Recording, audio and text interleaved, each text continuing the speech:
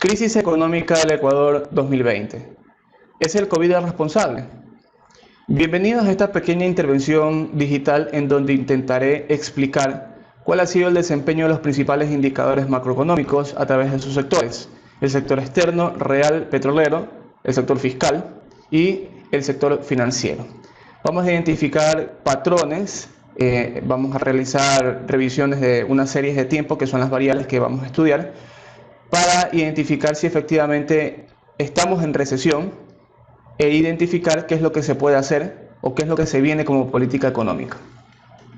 Para lo cual vamos a evaluar un poco el tema de las exportaciones en el sector externo. Se aprecia que existe una tendencia decreciente en los últimos 2 años, y el último año al parecer como que la tendencia se desacelera un poco. Sin embargo, el nivel de crecimiento sigue siendo bajo, acercándonos muchas veces incluso a zonas negativas. Para la fecha de corte de esta presentación, utilizo fecha de corte de marzo porque es la información más actual disponible, en donde ya se evidencia un efecto COVID con una tasa de decrecimiento o una tasa interanual de 19% negativo respecto al año pasado. ¿Qué quiere decir? Que exportamos menos respecto al año pasado. Naturalmente aquí ya tiene implícito el tema del COVID. Pero lo importante a saber es que ya venía arrastrándose un comportamiento tendencial decreciente y que el último año ese comportamiento, si bien se desacelera un poco, parece un síntoma de una desaceleración de la variable y por lo tanto pues impactaría en el crecimiento económico. Analizando un poco más las cifras, abriendo un poco más, me gustaría darles a conocer cuáles son las variables que hicieron que la desaceleración de alguna manera haga que la tendencia no siga hacia la baja, sino como que se acueste un poco. Principalmente son los productos primarios, los top de siempre. ¿Cuáles son? El banano y plátano, el café y elaborados. También tenemos el camarón. Es decir, estos tres productos son los que de alguna forma incentivaron a que las exportaciones no sigan cayendo en sí mismas, porque las exportaciones petroleras venían con una tendencia fuerte a la baja. En ese sentido, las exportaciones se sabe que están desaceleradas, se sabe que entraron en una tasa de crecimiento interanual en zonas negativas, y para marzo del 2020, con efecto de COVID, llegó a una tasa de casi 19%, comparable con tasas experimentadas en el 2016. Los gráficos que estoy mostrando son gráficos expresados en tasas de crecimiento interanual. ¿Qué quiere decir? Tomo el mes actual, en este caso la fecha de corte sería marzo del 2020, y lo comparo con marzo del 2019 y así sucesivamente para cada punto muestrado. Esto es lo que me permite identificar o me permite evaluar cuál ha sido el comportamiento histórico respecto al año anterior, y a través de la identificación de las tendencias me permite saber si han cambiado en tendencia o no. Bien, en función de lo que son las importaciones disminuyen agresivamente su tasa de crecimiento interanual del 2018 al 2020, es decir, los 24 meses considerados como 2 años, es prácticamente la misma tasa de crecimiento, en este caso ya entrando en zonas negativas, que la tendencia solamente considerando el último año. Fíjense que coloco unas líneas segmentadas para cada año respecto al mes de corte. Entonces esto es marzo del 2020, marzo del 2019, marzo del 2018. Para todo este tramo se evidencia una significativa y fuerte desaceleración en la tasa de crecimiento de las importaciones.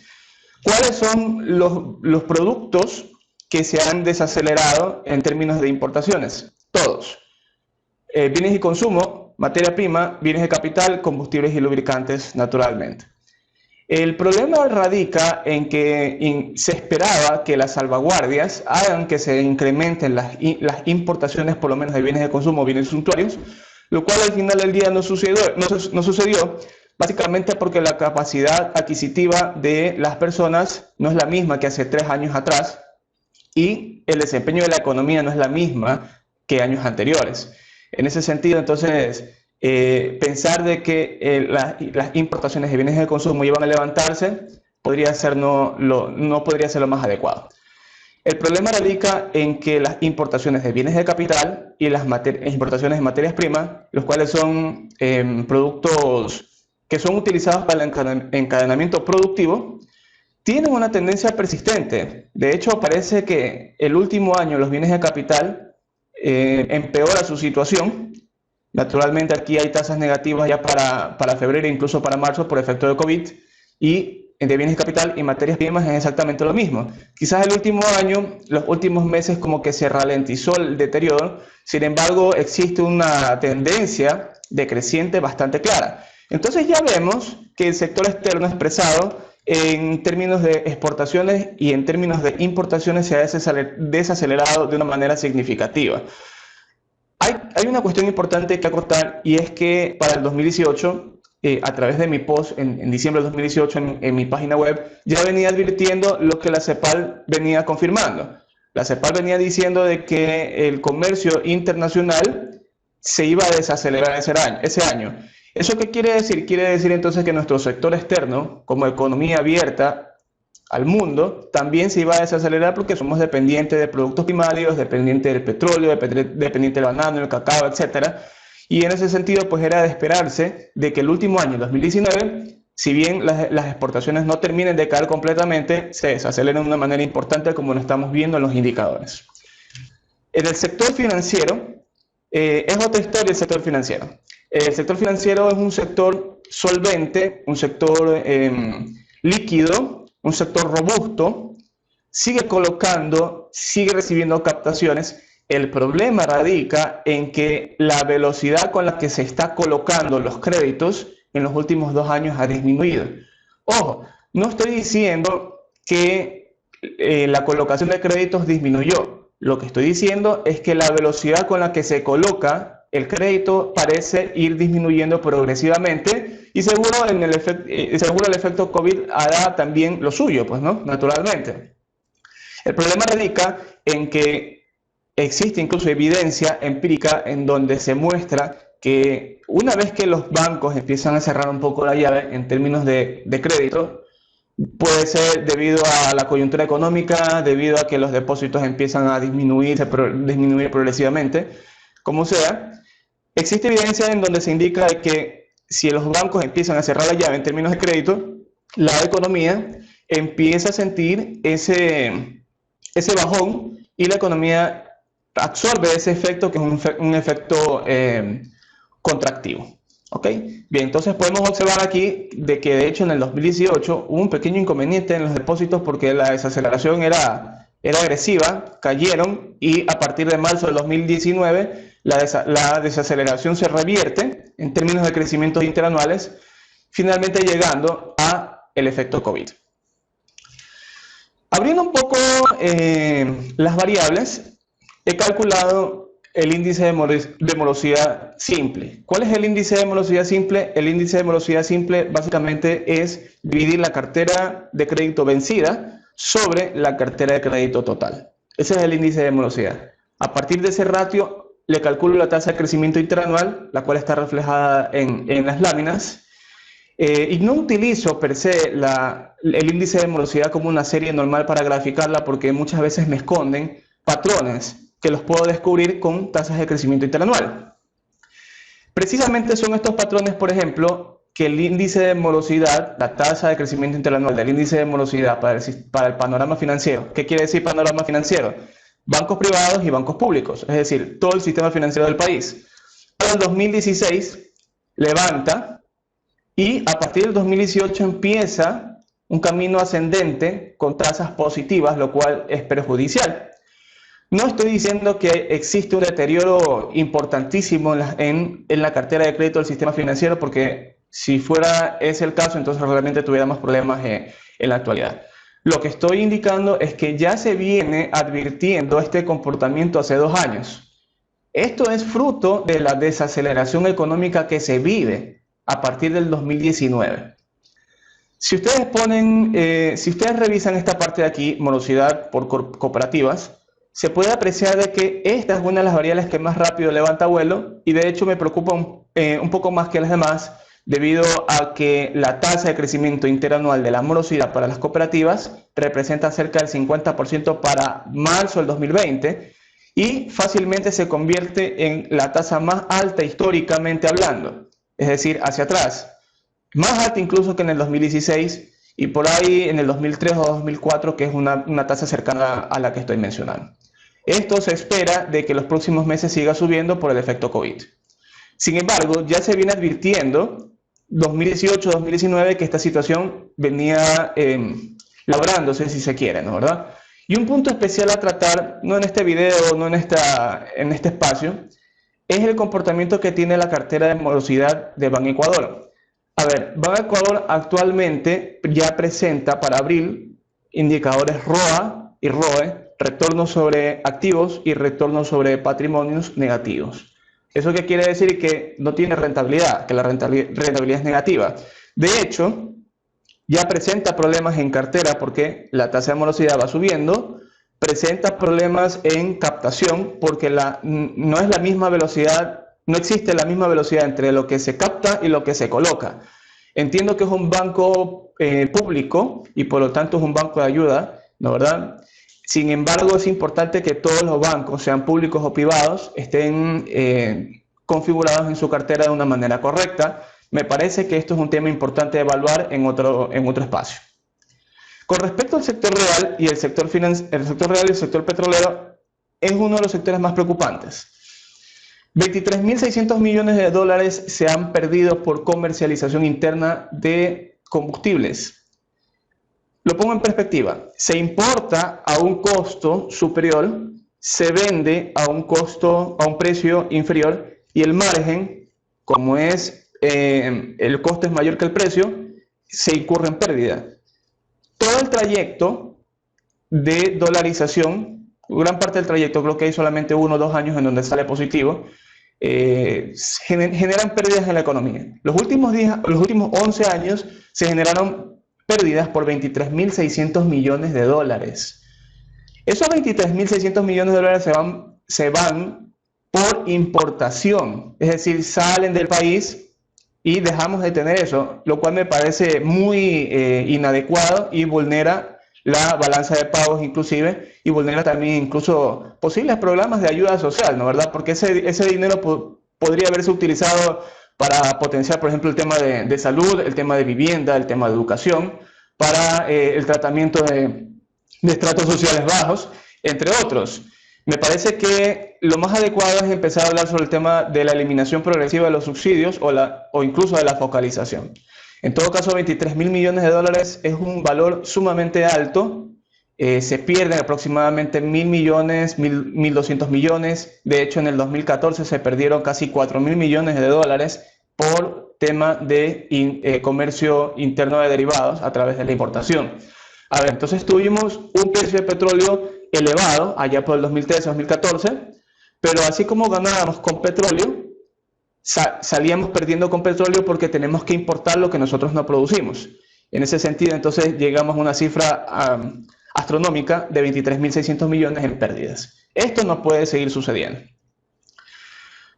En el tema del índice de confianza, esto es una de las variables que más me gusta analizar porque me va indicando cuál es la percepción que tiene el consumidor sobre la economía, cuál es la expectativa hacia semanas hacia adelante, cuál es la situación, cuál es la perspectiva presente y cuál es la perspectiva del consumidor en sí mismo. Para que se pueda entender, el índice de confianza del consumidor se lo considera positivo cuando está por encima de los 50 puntos. Bueno, todo el trayecto del 2016-2017 estuvo cercano al 30, al 40%. Por aquí 45%, quizás 43, 44%.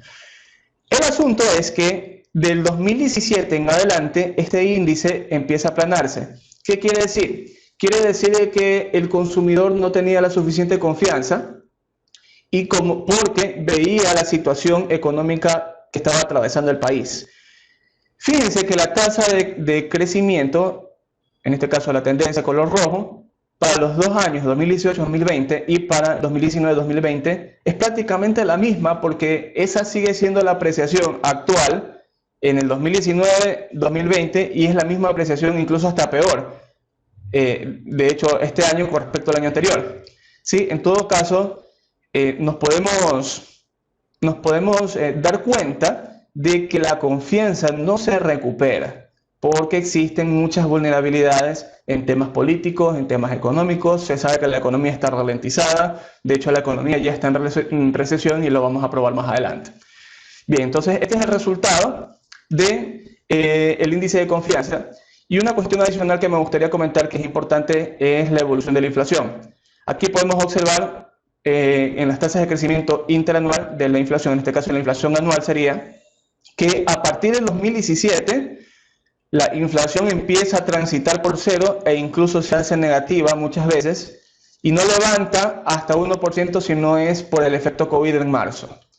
Esto para mí es síntoma de que la economía se ha enfriado.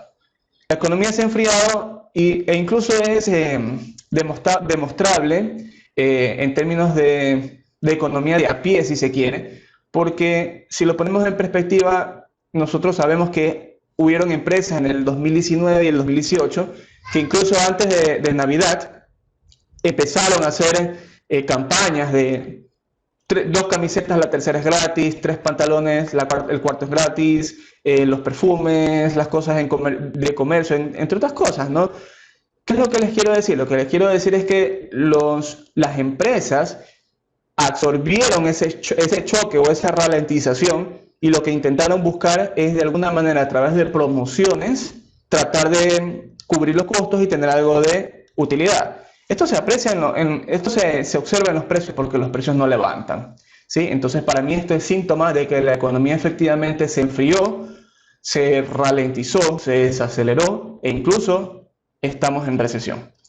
Bien, una cuestión adicional que me gustaría comentar y que es la base sobre la cual genero mi principal crítica por las medidas tomadas por el efecto COVID, es que básicamente 6 de cada 10 personas en el país no tienen empleo adecuado, ¿sí? De hecho, para el 2014-2015 se evidencia que la tendencia al deterioro es persistente en términos de subempleo. A ver, ¿qué es el subempleo? El subempleo tiene 2 partidas, o sea, se clasifican en 2 partes, por insuficiencia de tiempo y por insuficiencia de ingresos. Una persona que está subempleada es aquella persona que está ganando menos del salario mínimo y que tiene disponible para trabajar más horas. Si gana menos del salario mínimo y tiene disponible para trabajar horas extras en la semana, se supone que esa persona está trabajando por necesidad, está trabajando porque necesita sobrevivir, ¿sí? No es un trabajo que sea un trabajo adecuado porque no gana el básico, quizás no esté afiliado, etc. El 51% de la población en Guayaquil está en subempleo. O sea, significa que lo que debíamos haber esperado es que efectivamente Guayaquil salga a trabajar después de unas 2 semanas o 3 semanas de haberse contagiado y haberse regado el virus, de haberse hecho pandemia en Guayaquil. ¿Qué significa esto? Significa que los hacedores de política económica, los cuales debieron de tener conocimiento al respecto, porque incluso hasta un analista con un conocimiento mínimo sabe que Guayaquil es una ciudad en donde la mitad de su población económicamente activa está subempleada, en donde la ciudad trabaja para sobrevivir, ¿sí? El 51%, no lo digo yo, lo dicen las cifras. Se debía esperar entonces que la ciudad colapse, como lo hizo en marzo y como lo hizo en abril. Y si hubiera habido una organización un poco más adecuada, pudiéramos habernos evitado lamentarnos tantos muertos, ¿sí? Entonces el 51% de la población económicamente activa en Guayaquil está subempleada, ¿sí? No consta con un empleo adecuado y vemos en las cifras que existe un deterioro en el subempleo. Esto no es que el COVID lo que hizo básicamente fue acelerar el deterioro que ya existía en la economía, ¿ok? Bien, entonces aquí vemos que efectivamente incluso en diciembre de 2019 el subempleo nacional se sitúa en 17%. Bueno, este es el subempleo porque si nosotros sumamos otras categorías que anteriormente eran clasificadas como empleo no adecuado, probablemente sea 60% o 57%. Es decir, 6 de cada 10 personas no tienen un empleo adecuado. Si ya sabíamos aquello, si sabíamos que Guayaquil era una ciudad donde existía, donde el 51% de los habitantes está en subempleo, entonces tenían que haberse tomado otras medidas. Ok. Sector fiscal. Esta parte es súper importante. No se olviden este valor, 23.600 millones, con respecto al sector fiscal.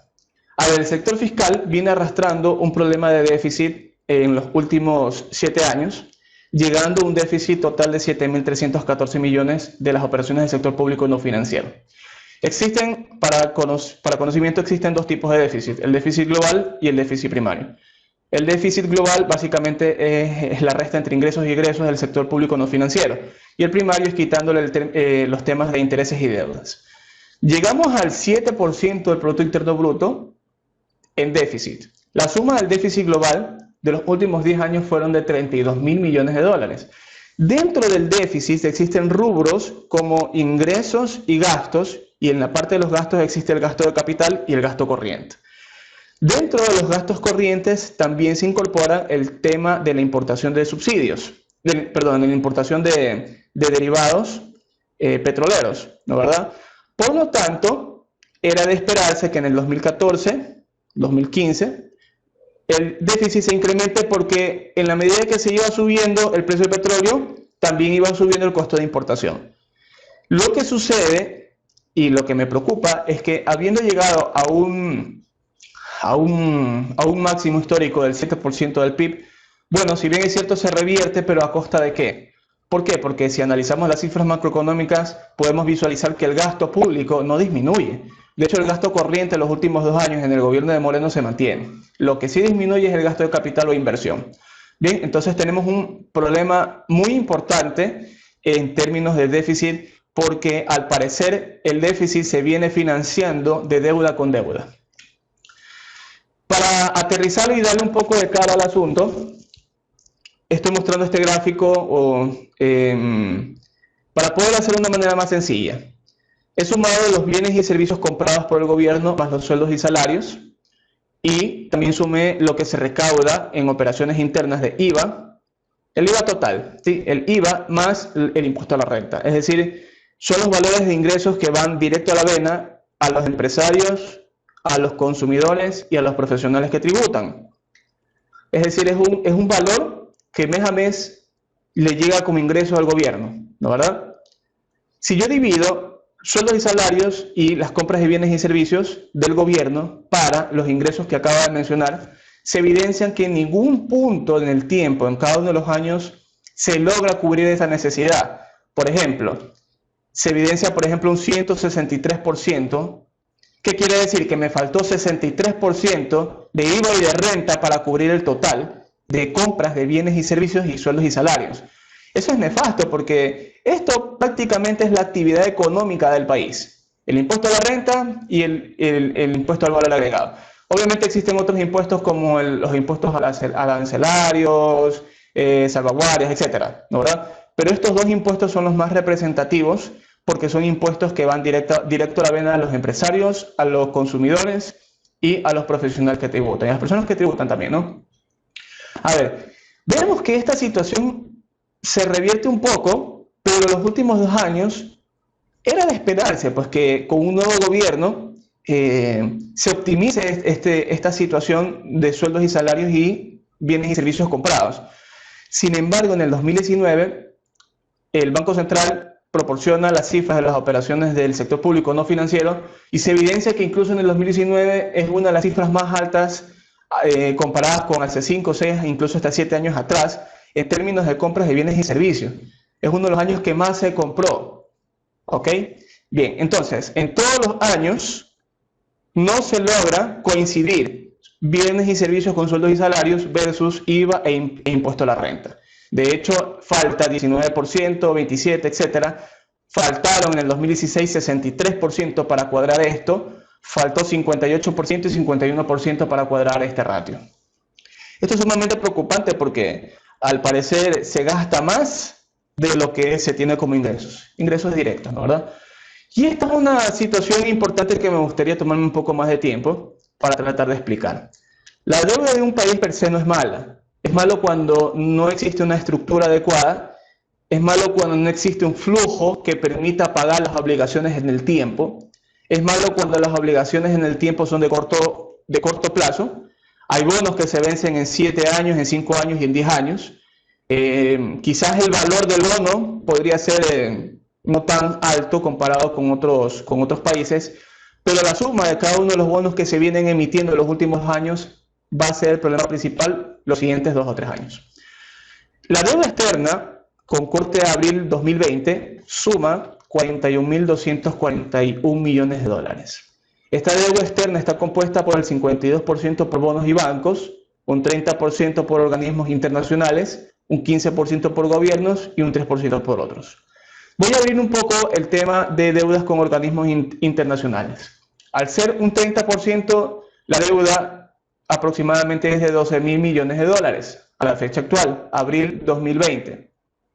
La composición de esa deuda, aproximadamente son como unos 5.000 y pico de millones de dólares, están contraídas con el Banco Interamericano de Desarrollo. Aquí el gobierno debe de ponerse a pensar de qué manera podría existir alguna reestructuración o refinanciamiento de esta deuda para poder ampliar un poco los plazos o hablar sobre tasas. Número 2, la deuda por concepto de bonos. He escogido los bonos que a mi parecer van a complicar un poco la economía en los próximos años, y estos son los bonos 2016-2022. Fíjense que el gobierno de Moreno termina en el 2021. La persona o el equipo que tome la posta de la situación económica y política del país tiene que saber que en el 2022 vence un bono de 2.000 y pico de millones, 2023 vence otro bono, 2024 vence otro bono. Son 3 años de un periodo presidencial en donde se van a vencer bonos que están estructurados con tasas mayores al 8%. Además de recoger una situación complicada de la economía, porque al final del día, siendo junio, no sabemos cuánto vamos a recibir por concepto de financiación internacional. Aún no sabemos cuál va a ser el resultado de la negociación de la deuda de los tenedores de bonos. No sabemos cuál va a ser el resultado de la negociación con el Fondo Monetario Internacional. Y todavía le queda un año casi completo para emitir bonos, incluir impuestos, hacer políticas fiscales, entre otras, ¿no, verdad? Entonces todavía queda un año de trabajo en materia económica que las personas o los partidos políticos que estén interesados en hacer carreras presidenciales tienen que saber que en el 2022, 23, 24 la situación es que se va a mejorar en términos fiscales, aun cuando figure que el déficit está revirtiendo, ¿no, verdad? La situación en términos de bonos, no, en términos de deuda, no parece revertir y se hace cada vez más insostenible. En términos de bonos, en términos de plazas, de tasas y en términos de plazo, ¿sí? He cogido los bonos más representativos, los que me parecen prioridad, y un bono de 10 años que también podría entrar en materia de renegociación. Solamente estos bonos suman 9.107 millones. Es importante que se conozca que el periodo de Lenín Moreno en los últimos 2 años, 17, 2018 y 2019, parte del 2019, se emitieron más de 12.000 millones de dólares en bonos. Esto es mucho más que lo que se emitió en época del Correato. El problema es que si la economía ya estaba de alguna forma levantando vuelo, como lo vamos a ver más adelante, me queda la duda de por qué motivo se hace estas operaciones, porque no existe un impacto directo en el crecimiento económico. O sea, se obtiene deuda pensando en que van a haber proyectos de inversión, pensando en que van a haber retornos, los cuales pueden ser económicos o sociales, porque para eso está el gobierno. Sin embargo, más de 12.000 millones de dólares en menos de 2 años me parece nefasto. Y no está traducido o no tiene un efecto directo en la economía. Habiendo sumado todo esto, un panorama un poco amplio, tenemos los componentes: una desaceleración en el comercio exterior, que viene marcando el paso por la desaceleración económica mundial, una desaceleración en el mercado laboral, desaceleración en el sistema financiero, desaceleración en inversión pública, la inversión pública ha disminuido, crecimiento en deuda pública. Estos componentes me generan una desaceleración económica que sin políticas contracíclicas me puede generar una recesión, luego un estancamiento como lo estamos viviendo y luego una depresión económica como probablemente lo vamos a vivir, porque ya existen proyecciones en donde pintan que la economía va a crecer en un 7%, entre 7 y 9%, incluso vi una cifra un poco más alta de 2 dígitos. A ver, entonces lo que intento transmitirles es que antes del COVID ya existía una situación supremamente complicada en términos económicos y en términos políticos. Uno. Dos, la deuda pública realizada en el gobierno de Moreno no se ve reflejado en crecimiento económico como lo vamos a ver. Tres, parece ser que las políticas fiscales de recaudación, las políticas en materia laboral, tampoco han surtido el efecto deseado, y si ha surtido ha sido un efecto marginal, porque vamos a ver que el Producto Interno Bruto no levanta. O sea, el crecimiento económico del país, figúrense que en promedio el periodo de Moreno es muy inferior al periodo de Correa, ¿sí? Y es muy inferior a periodos de otros presidentes. ¿Ok? Fíjense que a partir del 2017 hasta el 2019, donde se emiten más de 12.000 millones de dólares en bonos, también se obtienen otro tipo de operaciones financieras con deuda interna, ¿no verdad? La economía sigue su rumbo hacia abajo, no levanta, está por debajo del promedio histórico incluso. De hecho, esto es cercano al 1% en promedio, esto es cercano al 3%, ¿sí? Y esto es cercano al 5%. Tenemos un nivel de crecimiento en promedio históricamente más bajo. Tenemos el promedio de crecimiento económico históricamente más bajo desde dolarización. ¿Qué es lo que se viene? Se viene un estancamiento y lo que está haciendo, lo que terminó de hacer el COVID, es un efecto acelerador o potenciador de lo que ya venía manejándose de una manera, digamos, inadecuada. En ese sentido, entonces, podemos observar que el Producto Interno Bruto, a pesar de políticas fiscales, a pesar de políticas tributarias, a pesar de una deuda agresiva los últimos 2 años, no levanta vuelo, no se recupera, sino más bien se dirige a un estancamiento. ¿Ok? Bien, ¿cuál es el balance de esto? Que yo lo he venido comentando en el transcurso de esta intervención. La mayoría de las variables macroeconómicas revirtieron su crecimiento económico el último año. Ya lo he mostrado en los distintos sectores. Las exportaciones mejoraron debido al petróleo en parte, porque el precio del petróleo como que se estabilizó entre $60, 65, etc. Y debido a los 2 o 3 productos tradicionales de siempre: banano, cacao y camarón. El sistema financiero es solvente, es robusto, pero mi consideración podría ser más solidario. ¿Sí? Podríamos tratar el tema de las tasas. Las tasas en general no deberían de ser fijadas bajo decreto, sino a través de un estudio técnico e incluso a través del comportamiento del ciclo económico del país. El gobierno de Moreno emitió 12.000 millones de dólares en bonos con plazos y tasas insostenibles en menos de 2 años.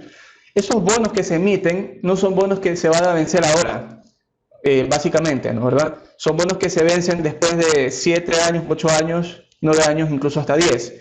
El problema son las tasas, porque incluso hay bonos hasta con tasas de más del 10%, lo cual me parece insostenible, dado el crecimiento económico que experimenta el país. O sea, nosotros podemos ver en promedio que el crecimiento en términos de Producto Interno Bruto real, la tasa de crecimiento del Producto Interno Bruto real, es menos del 1% en promedio, es menos del 1% en los últimos 2 años. ¿Cómo podemos colocar bonos basura con tasas de 8%, de 10%? Entiendo el asunto de que el mercado quizás nos ve como un país riesgoso y por ese motivo no nos dan más plazo o más tasa. En todo caso, me parece inadecuado de que se haya emitido tanta deuda a esos plazos y a tasas insostenibles. La desaceleración económica se venía experimentando a finales del 2018, eso es evidente, ya está mostrado en los gráficos. El incremento en la deuda no se refleja en inversión y tampoco en la dinámica de la economía. Eso es importantísimo. Se incrementa deuda, disminuye inversión. ¿Dónde está la deuda? Si sube la deuda y baja la inversión, ¿dónde está? Me parece que va por el lado de la compra de bienes y servicios y sueldos y salarios. Políticas tributarias que no se ven reflejadas en la economía, políticas fiscales que no se ven reflejadas en la economía. Ese es el balance de los últimos 2 años, que viene con un efecto arrastre del gobierno anterior. A ver, en términos de crecimiento económico, entonces, el incremento en deuda no se ve reflejado en mayor dinámica de la economía. Si nosotros tomamos el desempeño de la economía con el valor, con el indicador agregado máximo, que es el Producto Interno Bruto, y decimos que se colocaron 12.000 millones en 2 años, ¿dónde se ve reflejado en el crecimiento económico? Si se hubiese reflejado, quizás podría ser en términos marginales. A mi parecer, no se ve reflejado porque la tendencia es contundente. Habiendo hecho este análisis, ¿no verdad?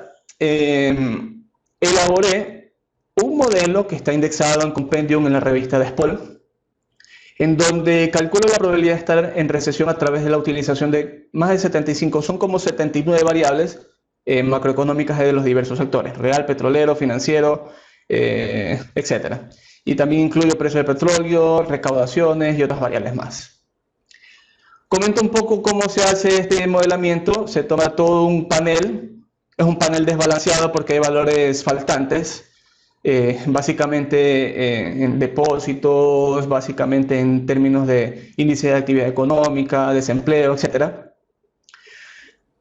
Pasa por un tratamiento de estacionalidad, pasa por un tratamiento de una transformación en tasas de crecimiento interanuales, y lo que hago es utilizar ese panel desbalanceado a través de sintetizar ese panel a través de una herramienta, una técnica que se llama modelos de factores dinámicos. ¿Qué es lo que hace el modelo de factor dinámico? Lo que hace es encontrar uno o varios factores comunes, es decir, reduce, es una técnica de reducción de dimensión de base de datos. En este caso, yo reduzco las 75, 79 variables macroeconómicas que tiene el modelo a un solo factor común, que es el que me refleja la actividad económica en general. Ese factor común, a través de un Dynamic Factor Model, lo utilizo como input principal a través de un modelo markoviano con cambios de régimen para calcular las probabilidades de recesión o expansión. El modelo viene avisando a partir de marzo del 2019 que la economía estaba entrando en recesión. De ahí en adelante, la economía a enero del 2020, que es la última actualización que tengo, febrero del 2020, la economía ya estaba en recesión, ¿sí? No lo digo yo, lo dice la técnica, lo dice el modelo, ¿no verdad? Y es consistente porque esto sucede en las otras fechas que más o menos coinciden con los cálculos del Banco Central a través de la estimación del ciclo económico. En todo caso, en marzo del 2019 ya se venía experimentando que la economía entraba en recesión, y a partir de esa fecha entonces la economía efectivamente entra en un estado de recesión, ¿sí? El siguiente estado de recesión podría llamarse estancamiento, y después podría llamarse depresión si es que no sigue creciendo o sigue bajando incluso.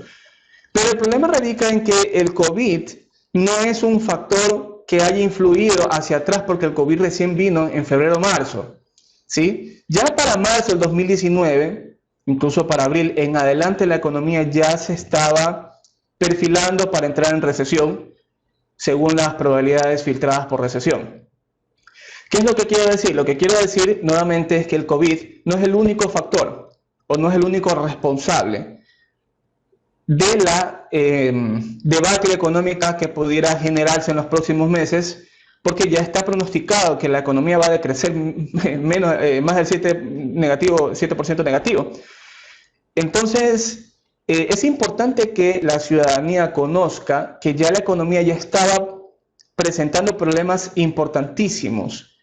Más el canal de comunicación de los problemas viene básicamente por el lado de lo fiscal. Porque por ahí el sector externo, por ahí el sector petrolero, por ahí las importaciones, etcétera, se ralentizan conforme vaya la economía evolucionando y conforme existan shocks externos como son la apreciación o depreciación del tipo de cambio, la disminución del precio del petróleo, una desaceleración económica una desaceleración en el comercio internacional, son factores que pueden incidir en operaciones internas. Sin embargo, me parece que la crisis viene por el lado fiscal. En ese sentido, insisto, el COVID no es un factor que haya determinado hacia atrás que lleguemos a recesión, porque ya la economía ya estaba en recesión. El COVID lo que ha hecho, sin duda alguna, es agravar la situación económica, presionar la crisis fiscal porque el gobierno no tiene margen de maniobra. No tiene margen de maniobra porque ya se le vencieron unos bonos, hicieron pagos anticipados de deudas con colaterales mayores a 240%, están intentando hacer una renegociación con el Fondo Monetario. El margen de maniobra del gobierno es supremamente estrecho. ¿Ok? Entonces, sabiendo que el COVID efectivamente es un factor importante a partir de febrero y marzo, también es importante saber que antes de eso la economía ya tenía problemas, serios problemas, para que el discurso político no se enfoque en que debido al COVID, que resultó peor que el terremoto, la economía viene decreciendo, etcétera. No, la economía ya venía decreciendo por los factores anteriormente mencionados. Indudablemente el COVID es un factor que incide y va a seguir incidiendo de una manera importante, incluso en el sistema financiero que, gracias a Dios, no ha terminado de romper su cadena de pago, no se ha terminado de deteriorar la cartera de crédito, pero me parece que los efectos económicos como estos no se absorben en los meses T sub 0 ni T más 1, es decir, 1 o 2 meses hacia adelante. Podríamos observar, podríamos esperar, sería la palabra, que en los siguientes meses la cartera se deteriore un poco, debido a que se van a empezar a perder, van a seguirse perdiendo plazas de trabajo, entre otras cosas. Ok, lo que podría venirse, mi lectura apunta a que podría venirse luego de una posible renegociación con el Fondo Monetario Internacional, la cual va a dar lugar a nuevos marcos delimitadores, a nuevas exigencias, a nuevas condiciones. Mi perspectiva indica de que se va a empezar a hablar de un incremento en el IVA del 2 al 3%, número uno. Número dos, se va a empezar a hablar sobre temas de salvaguardias.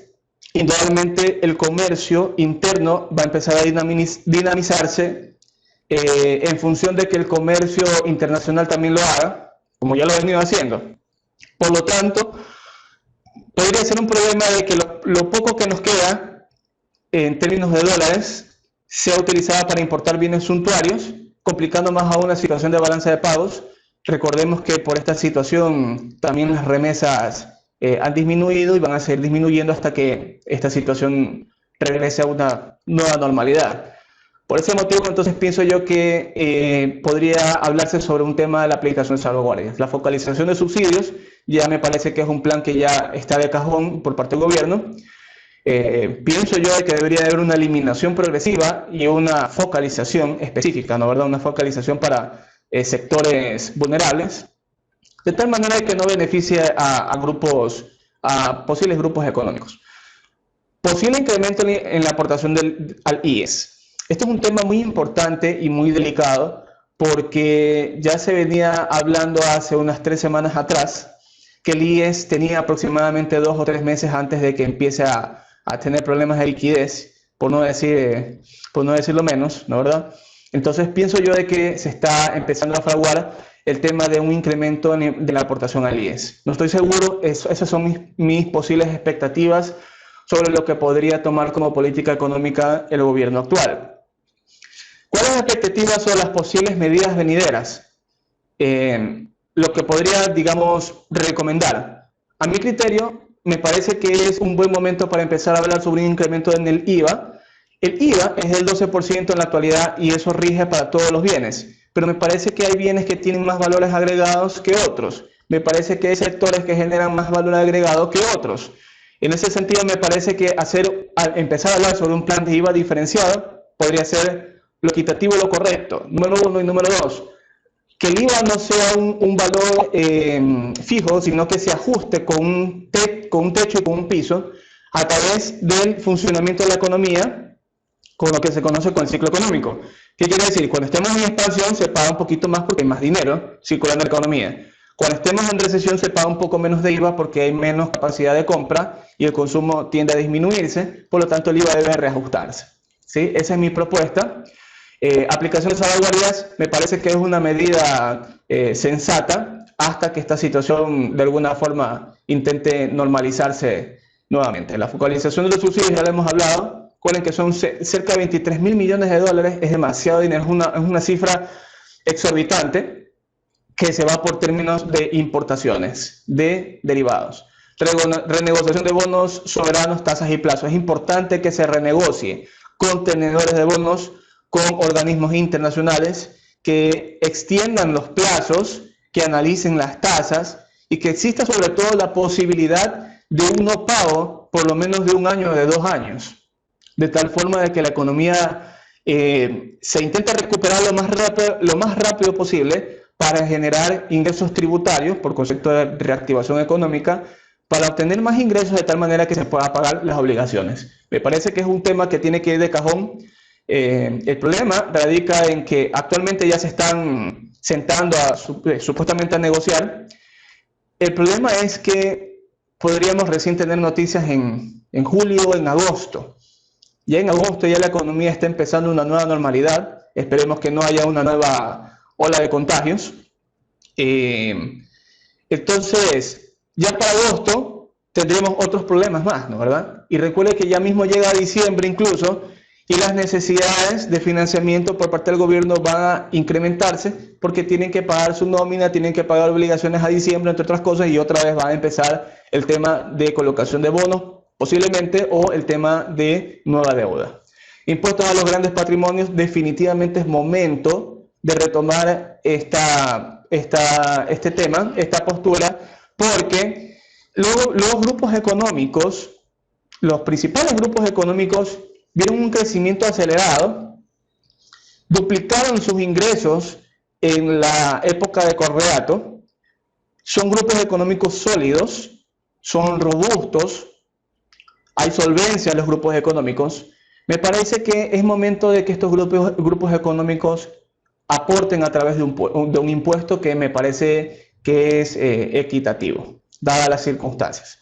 Y por último, una sugerencia que parece que no se les ha escapado, se le ha pasado por alto, es que también existen instrumentos financieros de titularización de cartera. Por ejemplo, el BIES puede titularizar parte de su cartera AAA, de tal manera de que los bancos compren esa cartera. Con esto, el BIES obtendría recursos frescos por la compra de la cartera, que podría ser colocado a través de créditos, ¿no verdad? O podría ser colocados a través de préstamos al gobierno. Este es un instrumento que me parece que podría ser un instrumento digamos, de corto plazo, es decir, ya, porque es interno, para poder subsanar temas de flujo de caja y subsanar temas prioritarios en el gobierno. Dos reflexiones antes de cerrar esta intervención.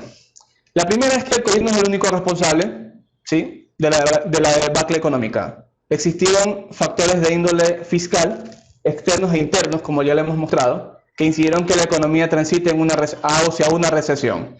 El COVID fue un potenciador de la crisis, no un determinante. ¿Qué quiere decir eso?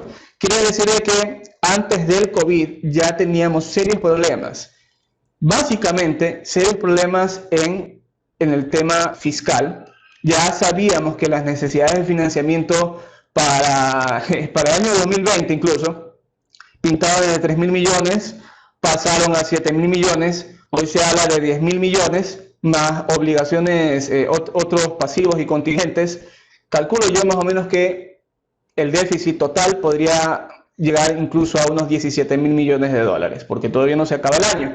¿Eso qué quiere decir? Quiere decir de que lo que hizo el COVID fue potenciar el tema de la crisis económica que ya existía, ¿sí? Básicamente, yo lo indico de esta manera, ¿por qué? Porque una cosa es que un enfermo se muera por fiebre ¿no verdad? Cuando se murió por una infección que no fue tratada con antibióticos correctos.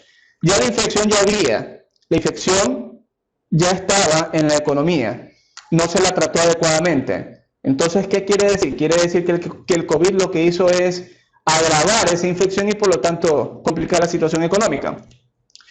Y una reflexión final es que queda poco espacio para maniobrar, pero con políticas económicas ingeniosas, con una renegociación de la deuda, es inevitable. Es una situación que tiene que darse. Si no se renegocia la deuda, el tema fiscal podría verse realmente comprometido, podría empezarse a romper la cadena de pagos a sus proveedores, que me parece que ya está sucediendo, podría agravarse el tema de la inversión pública, de tal manera de que no exista un instrumento para dinamizar la demanda agregada. Un ajuste en el tema tributario y tema de subsidios también tiene que ir de cajón. Yo creo que con esto podríamos recuperar una cierta estabilidad los siguientes 2 años. Es importantísimo esto porque los pronósticos indican que la economía va a decrecer un 7% este año y los pronósticos, por ejemplo, del Fondo Monetario indican que van a crecer, el 2021 va a crecer la economía un 4%. Eso quiere decir que decrece y enseguida sube el siguiente año, el 2021, a un 4%. Lo cual me parece descabellado porque, dadas las circunstancias de la economía actual, lo más probable que suceda es que en lugar de revertir en U o en lugar de revertir en B, como lo pinta el Fondo Monetario y ciertos organismos internacionales, la recuperación vendría siendo en forma de L, una recuperación lenta, porque ya se afectó a través de un choque externo que es el COVID, ya se afectó a las operaciones internas, al comercio, a la construcción, el turismo está devastado. El choque no vino directamente por el lado fiscal en este sentido, sino que la pandemia lo que hizo fue transmitir a todos los sectores el problema económico que ya actualmente se experimentaba, imposibilitando políticas que ayuden a revertir el ciclo económico. En ese sentido, pienso yo que la recuperación de la economía vendría siendo en forma de L. Y esto es importante que lo mencione porque precisamente son las microempresas y las pequeñas empresas las más vulnerables cuando un ciclo económico se demora en revertir, porque empiezan a tener problemas de flujo de caja. Bien, eso quería comentarles en esta intervención digital. Espero que haya sido de conocimiento general para la situación económica del país. Les doy las gracias por haber sintonizado este video a través de los medios y nos vemos en una siguiente ocasión.